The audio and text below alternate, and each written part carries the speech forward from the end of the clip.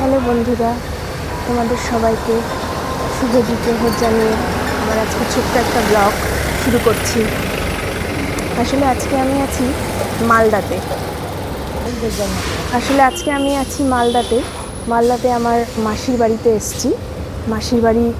মাসির আসলে কালকে একটা নাচের প্রোগ্রাম ছিল এখানে মালদা কলেজ অডিটোরিয়ামে। অলরেডি আমি একটা শেয়ার করেছি আমার ফেসবুকে।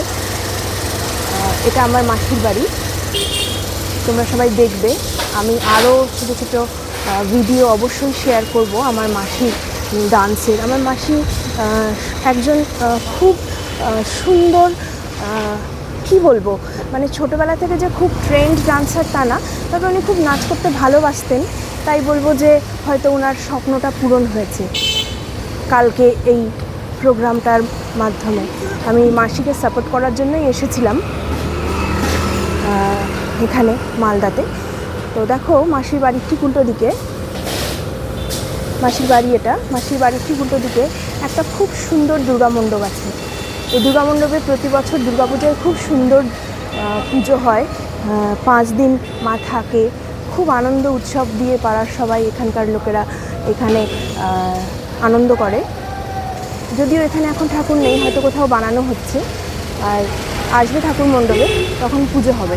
আর একটা জিনিস তোমাদেরকে দেখাই, এই মন্দিরটার পেছন দিকটাতেই মালদার মহানন্দা নদী, মানে আমার মাসির বাড়ির ঠিক উল্টো দিকেই মহানন্দা নদী। মাসির বাড়ির ছাদ থেকে দেখা যায়, আর এই মন্দিরের পেছনেই নদীটা। এত সুন্দর লোকেশান, এখান থেকে পুরো নদীটা আমরা দেখতে পাই। এত সুন্দর এই জায়গাটা।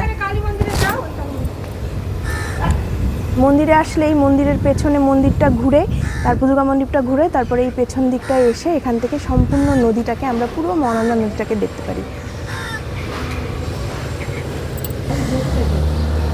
তো আজকে আমি আবার গঙ্গারামপুর ফিরে যাচ্ছি, সেই জন্যই এইটুকুই তোমাদের সঙ্গে শেয়ার করলাম। আর আমার মাসির নাচের ভিডিওগুলো অবশ্যই ফেসবুকে তোমাদের সঙ্গে শেয়ার করব। তোমরা দেখে বলবে কেমন লাগলো, অবশ্যই কমেন্টস করবে। ঠিক আছে, সবাইকে বাই বাই, সবাই ভালো থেকো।